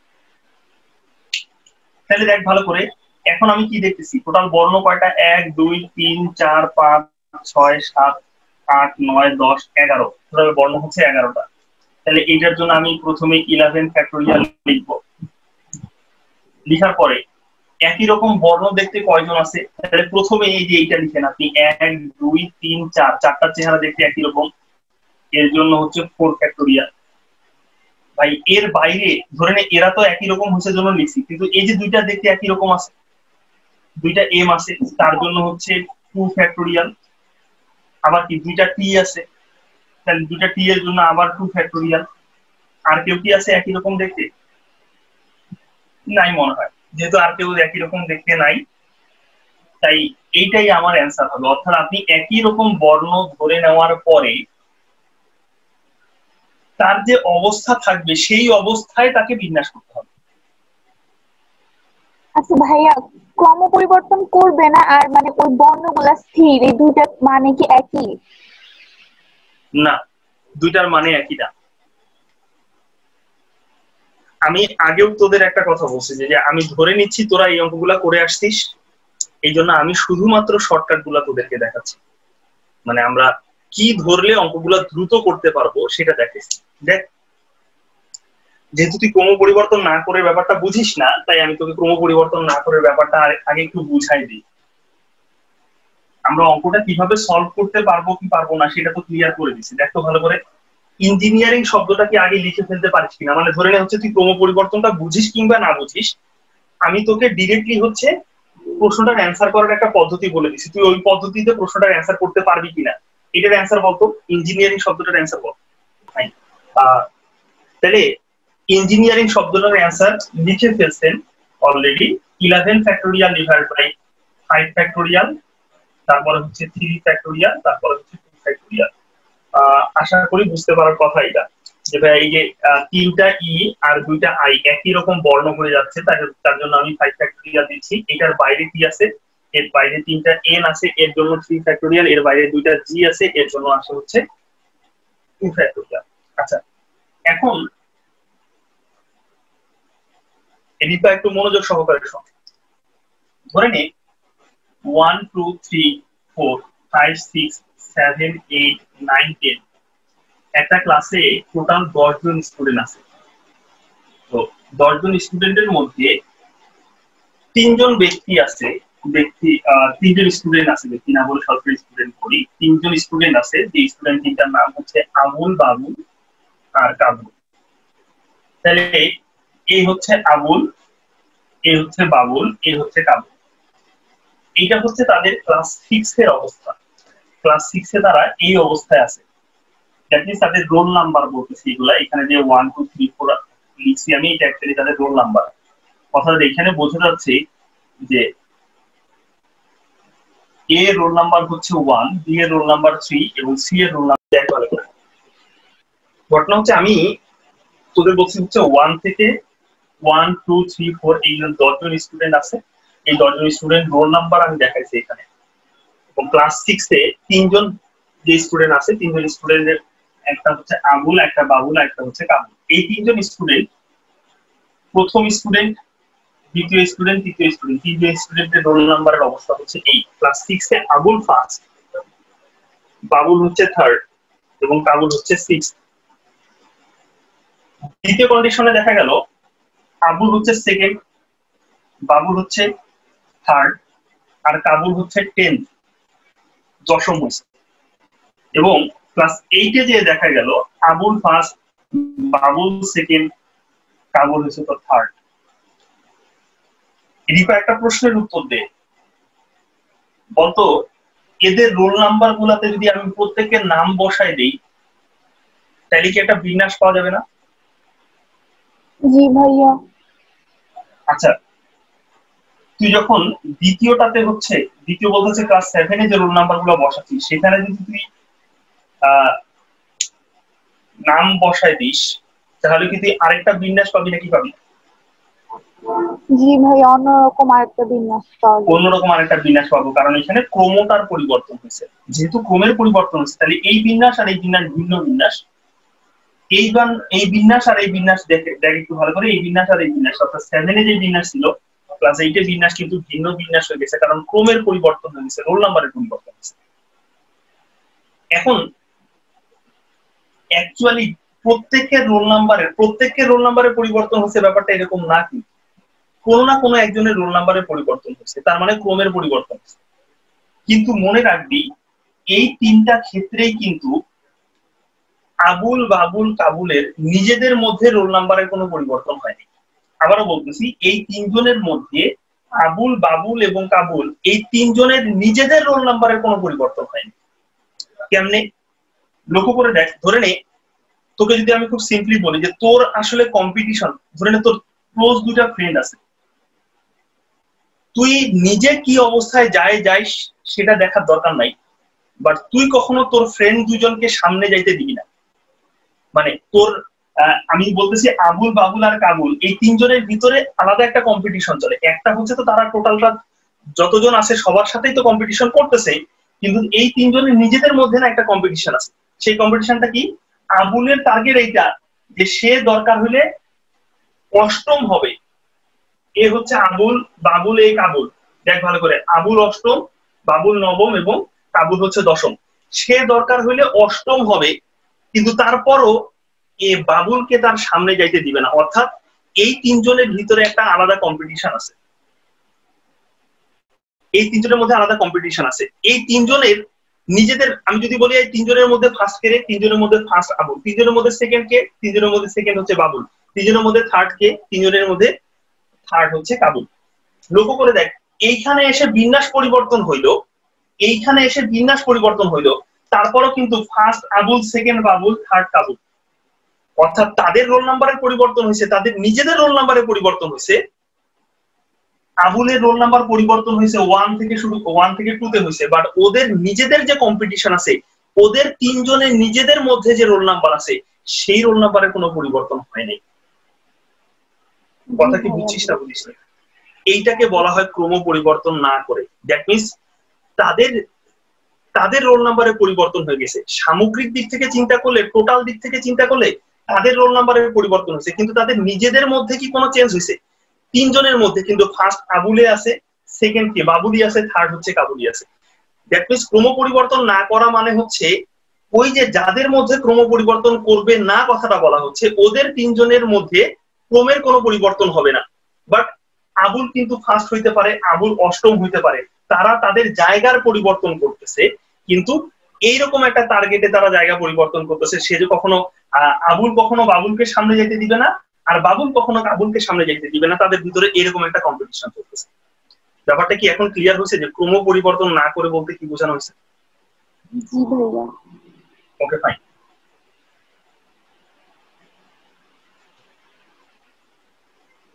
তারপরে কি বলছি, তারপরে প্রশ্নটা হচ্ছে স্থান পরিবর্তন না করে।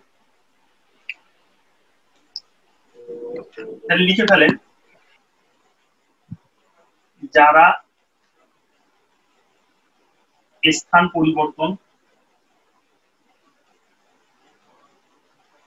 করতে পারবে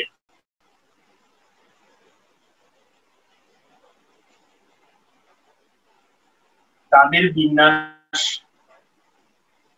ক্যান্সার হবে। সরাসরি এই কথাটা লিখতে পারে, যারা স্থান পরিবর্তন করতে পারবে তাদের বিন্যাস অ্যান্সার হবে। তাহলে আগে এইটা বোঝার চেষ্টা করি, এটা থেকে আসলে D A U G H T E R, এই যে ডটার শব্দটা আছে, এই ডটার শব্দটার ভিতরে স্থান পরিবর্তন করতে পারবে না কারা? ধরে নেই এ ইউ আর ই, এই স্বরবর্ণ তিনটে স্থান পরিবর্তন করবে না। যেহেতু স্বরবর্ণ তিনটে স্থান পরিবর্তন করবে না, তাহলে তারা, আমি তাদের উপরে পেরেক মেরে দিলাম যে না এরা নড়াচড়াই করতেছে না। তাহলে ভাইয়া যদি নড়াচড়া না করে তাহলে তারা কি আসলে বিন্যাসে অংশগ্রহণ করতে পারতেছে?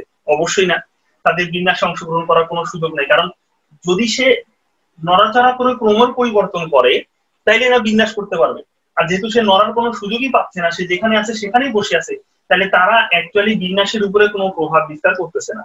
তাহলে অ্যাকচুয়ালি এই যে পাঁচজন আছে, 1 2 3 4 এবং 5, এই পাঁচজন নিজেদের মধ্যে যখন বিন্যস্ত হবে, এই পাঁচজন নিজেদের মধ্যে যখন বিন্যস্ত হবে, সেই বিন্যাসটাকেই আমরা আসলে টোটাল বিন্যাস ধরে নিব, যদি স্বরবর্ণগুলা স্থান পরিবর্তন না করে। কথা কি ক্লিয়ার? তাহলে ওই কথাটাই বলছি যে যারা স্থান পরিবর্তন করতে পারবে, আপনি স্বরবর্ণ তিনটাতে স্থান পরিবর্তন করতে পারতেছে না, তাহলে এদের বিন্যাসটা এখানে হচ্ছে না। তো বিন্যাসটা হচ্ছে কাদের অ্যাকচুয়ালি? তাহলে ব্যঞ্জন বর্ণ যারা চলাফেরা করতে পারতেছে বা যারা স্থান পরিবর্তন করার সুযোগ পাচ্ছে, এই পাঁচজন নিজেদের মধ্যে কতভাবে বিন্যস্ত হইতে পারে ভাইয়া? এই পাঁচজন বিন্যস্ত হইতে পারে 5 ফ্যাক্টোরিয়াল হবে। এইটাই হচ্ছে অ্যান্সার। দ্যাট মিন্স আপনাকে স্বরবর্ণটাকে বাদ দিয়ে, আবারও বলতেছি, স্বরবর্ণটাকে বাদ দিয়ে যারা নড়াচড়া করতে পারতেছে, দ্যাট মিন্স ব্যঞ্জন বর্ণ নড়াচড়া করতে পারতেছে, তাহলে ব্যঞ্জন বর্ণকে বিন্যাস করে দিলেই আপনি অ্যান্সার পেয়ে যাবেন। আচ্ছা, তারপরের প্রশ্নটা কি? তারপরের প্রশ্ন হচ্ছে স্বরবর্ণ এবং ব্যঞ্জন বর্ণের আপেক্ষিক অবস্থানে পরিবর্তন করবে না।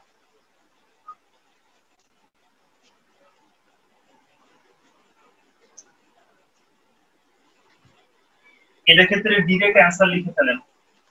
অ্যান্সার হচ্ছে স্বরবর্ণের নিজেদের মধ্যে বিন্যাস, স্বরবর্ণের নিজেদের মধ্যে বিন্যাস কিন্তু ব্যঞ্জন বর্ণের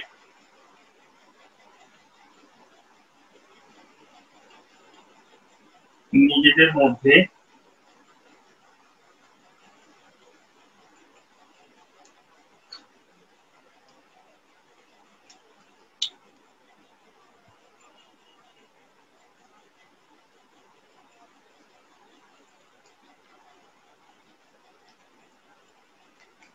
এটা ডিরেক্ট অ্যান্সার কিভাবে লিখবো আমরা? যে আপেক্ষিক অবস্থানে, যদি বলা হয় স্বরবর্ণ এবং ব্যঞ্জন বর্ণের আপেক্ষিক অবস্থানে পরিবর্তন না করে, আবারও বলতেছি, যদি বলা হয় স্বরবর্ণ এবং ব্যঞ্জন বর্ণের আপেক্ষিক অবস্থানে পরিবর্তন না করে, তাহলে ডিরেক্ট অ্যান্সার আপনারা লিখে ফেলবেন এইভাবে: স্বরবর্ণের বিন্যাস ইনটু ব্যঞ্জন বর্ণের বিন্যাস, স্বরবর্ণের নিজেদের মধ্যে বিন্যাস ইনটু ব্যঞ্জন বর্ণের নিজেদের মধ্যে বিন্যাস। লক্ষ্য করে দেখেন, এখানে টোটাল স্বরবর্ণ ছিল জানি কয়টা? 3টা।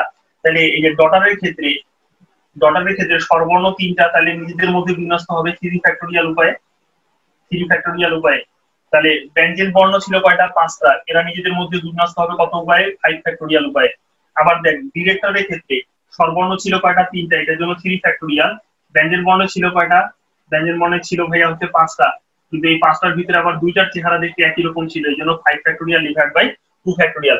স্বরবর্ণের নিজেদের বিন্যাস ইনটু ব্যঞ্জন বর্ণের নিজেদের বিন্যাস, স্বরবর্ণের নিজেদের বিন্যাস ইনটু ব্যঞ্জন বর্ণের নিজেদের বিন্যাস, ডিরেক্ট কোনো চিন্তা করা ছাড়াই। মানে এখন তোরা যখন এমসিকিউ সলভ করতে যাবি কিংবা ভার্সিটি অ্যাডমিশনের জন্য চিন্তা ভাবনা করতেছিস, তখন তোদের আসলে এত কিছু চিন্তা করার কোনো সুযোগ নাই। অঙ্ক দেখবি, সূত্র বসাবি, অ্যান্সার।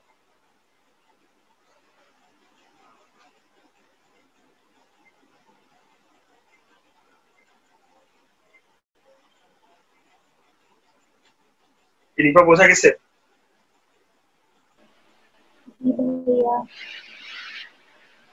কারোর মনে কোনো প্রশ্ন আছে?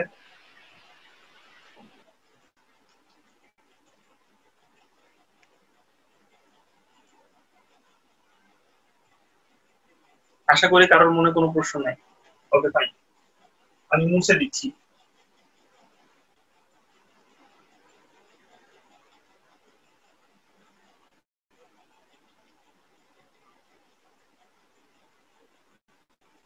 তারপরে প্রশ্ন লিখেন।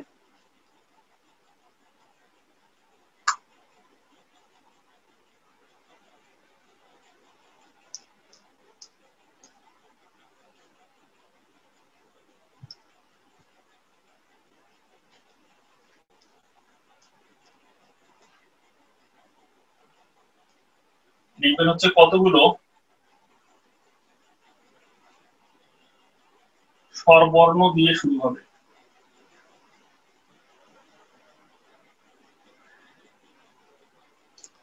কতগুলো স্বরবর্ণ দিয়ে শুরু হবে, এই শুরু বানানো। তারপরে প্রশ্ন, কতগুলো স্বরবর্ণ দিয়ে শুরু হবে।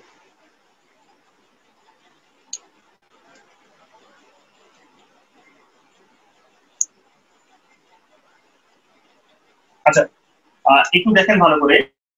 এটাতে আমি হচ্ছে DAU GHTER শুধু ডটারটা দেখাবো, বাকি ইঞ্জিনিয়ারিং আপনারা এই অঙ্কটা নিয়ে চিন্তা করতেও যাবেন না, কারণ এটা অনেক বড় হবে। আর আপনাদের ভার্সিটি অ্যাডমিশনের জন্য আসলে এত বড় অঙ্ক নিয়ে চিন্তা করার কোনো সুযোগ নাই। বাট হালকা করে একটু দেখাই দিতে চাই যে এই রিলেটেড ছোট ছোট বা সহজ সহজ প্রশ্নগুলো যদি আসে, সেক্ষেত্রে আপনি কিভাবে সলভ করবেন। দেখেন, আপনাকে বলা হয়েছে এখানে টোটাল বর্ণের সংখ্যা কয়টা ভাইয়া? টোটাল বর্ণের সংখ্যা হচ্ছে 8টা। তাহলে 1 2 3 4 5 6 এই হচ্ছে 7, তারপর হচ্ছে 8। টোটাল বর্ণের সংখ্যা হচ্ছে 8টা। এর মধ্যে প্রথম জায়গাটাকে আপনি ফিল আপ করতে পারেন কত ভাবে? দেখেন, বলাই হয়েছে আপনাকে যে প্রথম জায়গাটা আপনি স্বরবর্ণ দিয়ে ফিল আপ করবেন। আবারও বলতেছি, প্রথম জায়গাটা কাকে দিয়ে ফিল আপ করবেন? স্বরবর্ণ দিয়ে ফিল আপ করবেন। এখন স্বরবর্ণ আছে হচ্ছে 3টা, A U E। আর বিন্যাস সমাবেশ রিলেটেড ম্যাথগুলো করতে গেলে একটা কথা মনে রাখার চেষ্টা করবি সবসময়, যে আগে শর্ত পরে বাকি সব। আগে শর্ত পরে বাকি সব। তাহলে শর্তটা কি ভাইয়া? আগে শর্তটা কি?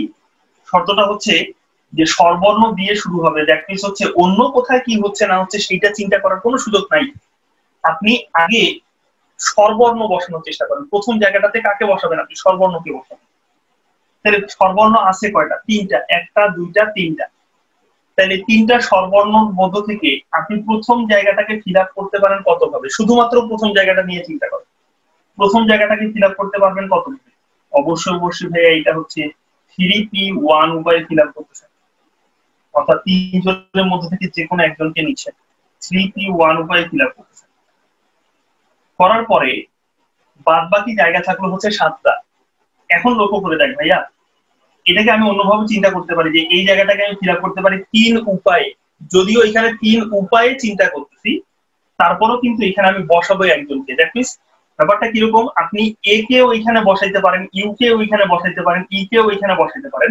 এই 3 উপায়ে এই জায়গাটা ফিল আপ করতে পারেন, কিন্তু আসলে আপনি ফিল আপ করবেন কয়জনকে? ভাইয়া ফিল আপ করবেন কিন্তু একজনকে।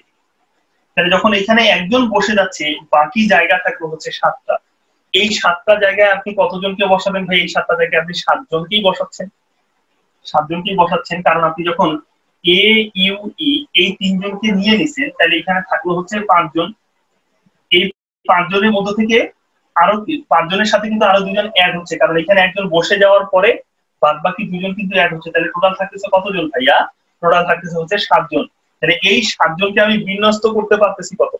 এই 7 জনকে বিন্যস্ত করতে পারতেছি আমি 7 ফ্যাক্টোরিয়াল উপায়। দীপা বুঝতে পারছি এটা? জি ভাইয়া। তাহলে পরেরটার অ্যান্সার বলতো কত হবে? ডিরেক্টর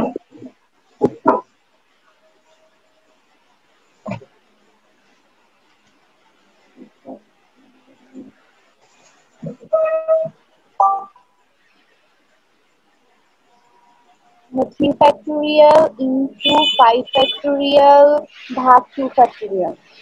কেন 5 ফ্যাক্টোরিয়াল?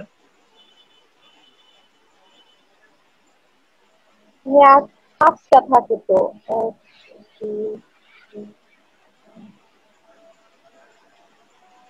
অন্যরা না একটু না না না না ভাই 7 ফ্যাক্টোরিয়াল। হ্যাঁ সরি ভুল হয়েছে। 3 ফ্যাক্টোরিয়াল ইনটু 7/2 7/2 ফ্যাক্টোরিয়াল। 7/2 ফ্যাক্টোরিয়াল। বান্দরের বান্দর, তুই যদি এমনি চিন্তা করস যে তুই যখন এমসিকিউ দাগাইতে যাবি, একটা দাগায় ফেলছিস, না না না না না না না না স্যার পরের টাকা ফ্যাক্টোরিয়াল আর 3q1 3q1 হবে। হ্যাঁ মানে 3q1 তো তুই যদি এমনি চিন্তা করস ভাই, ভার্সিটিতে যখন তুই পরীক্ষা দিতে যাবি তখন সবচেয়ে বড় সমস্যা হচ্ছে আপনাকে ভুল একটা প্রশ্ন দাগানো যাবে না, মানে ভুল কোনোভাবেই দাগানোর চেষ্টা করবেন না। তো এরকম ভুল যদি খুব বেশি হয়, ধরে নে আন্দাজ করতেছি যে একটা, পরে আবার যে ঝামেলায় পড়তেছিস যে না আচ্ছা আগেটা তো ভুল করছি, এবার মনে একটু চেঞ্জ করার সুযোগ আছে কিনা, না চেঞ্জ করার কোনো সুযোগ নেই। তাহলে যখন তুই ইউনিভার্সিটি অ্যাডমিশন টেস্ট পরীক্ষা দিতে যাবি, ইভেন ইউনিভার্সিটি অ্যাডমিশন টেস্ট না বলি আমি, তোর হচ্ছে তোরা যে ইন্টারমিডিয়েট পরীক্ষা দিবি, সেই ইন্টারমিডিয়েট পরীক্ষা যে এমসিকিউ পোর্শন আছে সেখানেও তোকে একই জিনিস খেয়াল রাখতে হবে। প্রশ্ন যেটা দিচ্ছিস, প্রশ্নের যে অ্যান্সার যেটা বলতেছিস, সেই অ্যান্সারটা আসলেই সঠিক নাকি সঠিক না, এখানে কোনো ঝামেলা আছে নাকি না, এই ব্যাপারটা সবসময় মাথায় রাখতে হবে। So be careful. আপনাদের ওই রকম চিন্তা করার কোনো সুযোগ নাই যে আপনি হচ্ছে